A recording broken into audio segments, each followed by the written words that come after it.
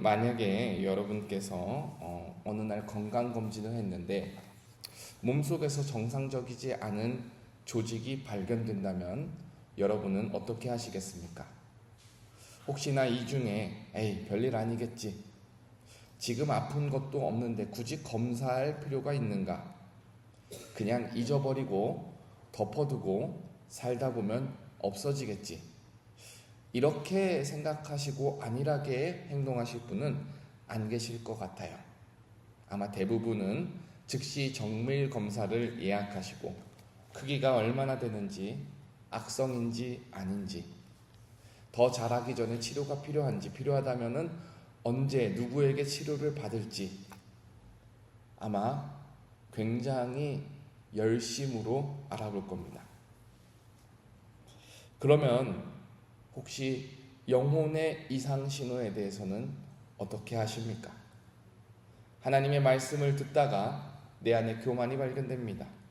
숨겨둔 욕심이 발견됩니다. 누군가를 향한 미움과 용서하지 못하는 마음이 보입니다. 반복해서 말씀을 불순종하는 내 자신이 발견됩니다. 이러한 영혼의 이상이 발견될 때에 여러분은 건강의 이상만큼이나 영혼의 신호를 심각하게 고민하고 계십니까? 많은 분들이 이 정도는 누구에게나 있다, 내 상황에서는 이것이 최선이고 어쩔 수 없다, 시간이 지나면 이 영혼의 문제는 언젠간 괜찮아질 것이다, 대부분 이렇게 안일하게 생각하는 것이 우리의 현실입니다. 청교도 신학자 존 오웬은 경고합니다. 죄를 죽이라, 그렇지 않으면 죄가 너를 죽이고 있을 것이다. 우리 안에 있는 죄의 문제는 그냥 내버려 둔다 해서 언젠가 저절로 사라질 문제가 아닙니다. 우리 안에 있는 영혼의 문제는 항상 자라납니다. 그래서 우리의 영혼을 약하게 만들고 때로는 우리의 기쁨을 죽여서 주님 앞에 서지 못하도록 방해하는 것이 바로 영혼의 문제입니다. 어제 우리가 느헤미야 8장을 읽으면서 참 신기했어요. 백성들이 하나님의 말씀을 듣다가, 특별한 것도 아니었습니다, 누군가 낭독하는 성경을 듣다가 또 그 성경을 해석하여 주는 사람의 설명을 듣다가 백성들이 갑자기 울었습니다. 자신의 죄를 발견하고 자신의 영혼의 짐을 발견했을 때 하나님 앞에, 하나님 어떻게 하면 좋습니까? 백성들이 막 울었습니다. 유다 백성들의 영적인 지도자들이 우는 모습을 보고, 얘들아 오늘은 울지 말아라, 오늘은 하나님께 성일로 드리는 잔치와 같은 날이니 울지 말고 기뻐해라, 지금 우리는 초막절을 지내야 된다, 백성들을 다독여서 함께 성일을 보냈습니다. 8장이 그렇게 끝나고 이틀이 지났어요. 성일이 지나고 초막절이 지나고 모두가 집으로 돌아간 지 이틀이 지났을 때 누구 하나 강요한 것 아니고 누구 하나 광고한 것 아닌데 백성들이 자원하여 모이기 시작합니다. 9장 1절의 말씀입니다. 그달 29날에 이스라엘 자손이 다 모여 금식하며 굵은 베옷을 입고 티끌을 무릅쓰며, 백성들이 회개하기 위해 다시 모이고 있죠. 굵은 베옷을 입고 머리에 재를 쓰고 금식합니다. 이틀 동안 어떤 특별한 일이 일어난 것이 아니에요. 그럼에도 이들이 모이는 것은 분명한 사실이 있습니다. 며칠 전에 들었던 하나님의 말씀이, 자기 마음을 찔렀던 그 말씀이 사라지지 않기 때문입니다. 그 말씀이 계속해서 자신들의 양심을 비추고 있기 때문에 잠시 울다가 괜찮아지는 감정이 아니라 하나님의 구원의 기쁨을 기뻐하면 기뻐할수록 그 은혜에 합당한 삶을 살아야겠다라는 마음에 불같이 일어나는 감동이 있기 때문에 이들은 다시 모인 겁니다. 그리고 다시 모이면서 생각합니다. 우리 안에 말씀으로 드러난 죄를 그냥 내버려 둘 수 없다. 우리가 그냥 울고 덮고 끝낼 일이 아니라 하나님 앞에 우리의 문제를 해결받아야 된다. 이것이 바로 오늘 본문 가운데 나타난 회개 운동입니다. 저는 이 장면을 보면서 잠시 우리 자신을 돌아보기를 소망합니다. 여러분, 지난 주일에 우리 가운데 선포된 하나님의 말씀을 아직 기억하고 계십니까? 그 말씀을 통해 하나님께서 나에게 보여주셨던 뜻이 무엇인지 지난 이틀간 생각은 해보셨습니까? 우리는 대개 예배가 끝나면 말씀도 끝나고 하나님의 역사도 끝난 것처럼 살아갈 때가 많습니다. 말씀을 들을 때에 이 말씀이 복잡하고 공감이 가지 않으면 아이고 오늘 말씀은 은혜가 안 되는가 보다, 재미가 없구나 덮고 지나갈 때도 있습니다. 그러나 여러분 분명히 기억하십시오. 하나님의 말씀은 재미로 듣는 것이 아닙니다. 하나님의 말씀은 내가 은혜 받아야 좋은 말씀이 아니라 하나님의 말씀은 말씀 자체가 좋은 것입니다. 중요한 것은 나의 심령입니다. 하나님의 말씀이 나의 심령에 선포될 때에 아무리 내가 대단한 직분자라 할지라도 그 말씀이 내 안에서 받아들여지지 않고 역사가 되지 않으면 그 말씀에는 은혜가 전혀 없습니다. 아무리 건조하고 딱딱한 말씀이라 할지라도 그 말씀이 내 안에서 기억하려고 애쓰고 그 말씀을 내 가운데 적용하고 운동하게 하려고 애쓴다면 여러분에게 은혜는 예배당 밖에서 더 깊게 체험되어질 줄 믿습니다. 오늘 유다의 백성을 꼭 기억하시기를 바랍니다. 이들은 성회가 지나고 이틀이 지나도 그 감동을, 그 말씀에 대한 기억을 지우지 않고 마음 가운데 깊게 새겨두고 있다가 이대로 둘 수 없다 하면서 삶으로 움직인 사람들입니다. 그리고 이들의 회개 운동에는 세 가지 분명한 사실이 보입니다. 첫 번째, 회개는 죄를 끊어내는 것입니다. 여러분 몸에서 이상 조직이 발견되면은 가장 먼저 마음에 드는 것이 무엇입니까? 가능하면 그것을 없애버려야겠다. 악성이라면 더욱더 그러겠죠. 하다못해 물혹이라도 이거 없었으면 좋겠다 라는 생각이 들지요. 유다 사람들이 영혼의 문제를 발견했을 때 이들이 가장 먼저 한 일은 끊어내는 것입니다. 9장 2절의 상반절을 보십시오. 모든 이방 사람들과 절교하고 서서, 이들이 이방 사람들과 절교했다고 합니다. 이방 사람들 모두가 나쁘다, 이방 사람들은 만나면 안 된다, 그런 뜻이 아니라 이들이 항상 자기 삶에서 자기 영혼이 걸려 넘어지는 그 원인을 찾다 보니까 이방 사람들과 타협하고 이방 사람들이 섬기는 우상을 따라서 섬기고 배우는 것, 이것이 문제가 되었던 것입니다. 하나님이 백성들이 세상 사람들의 문화를 바꿀 수 있어야 되는데 오히려 세상 사람들과 만나고 함께 살아갈 때에 그들의 악습을 배우고 우상을 배우고 그들을 닮아가는 것이 문제였던 것입니다. 그래서 유다 사람들은 먼저 그 문제의 통로를 잘라내는 것입니다.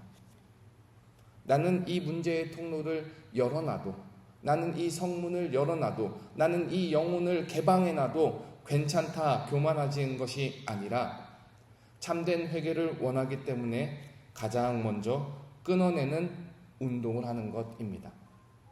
사랑하는 여러분, 나를 반복적으로 넘어지게 하는 문제, 돌부리 같은 죄의 씨앗들을 그냥 두지 마십시오.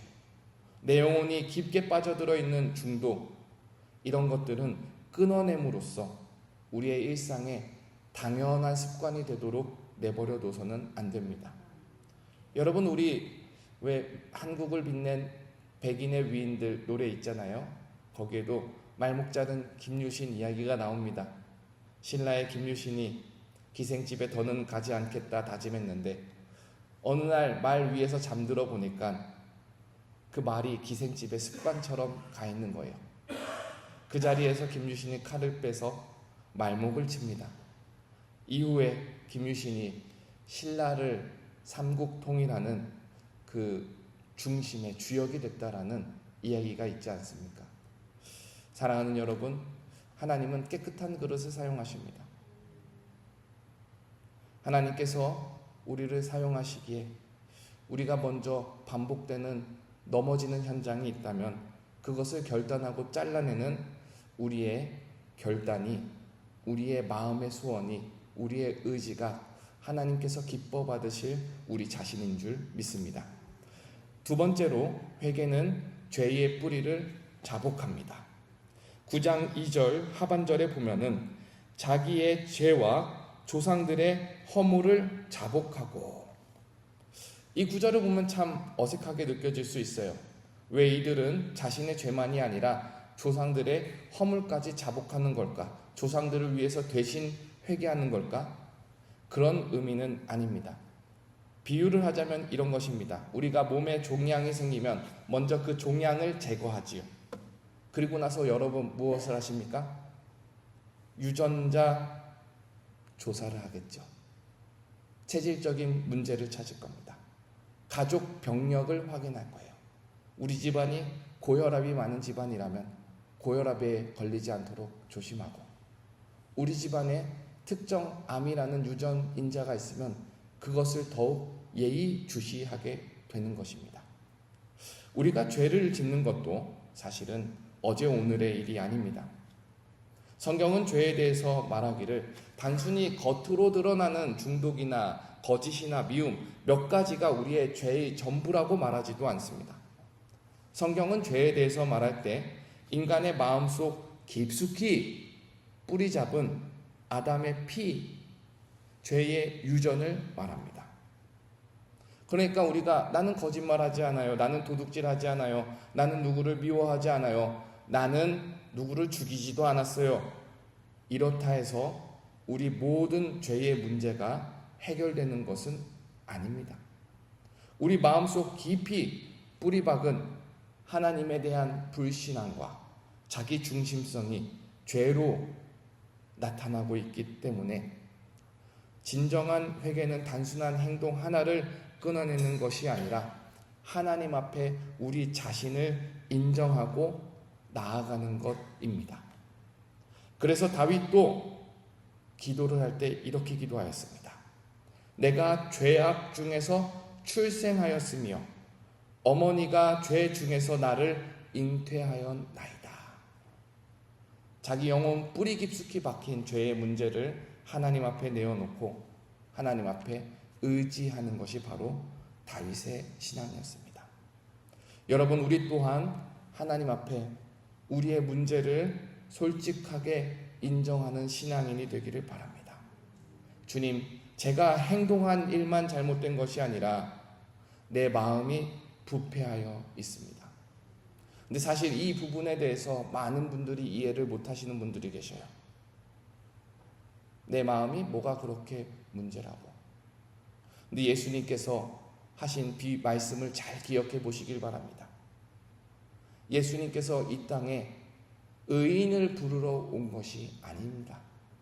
예수님께서는 이 땅에 오시기를 죄인을 구하러 오셨습니다.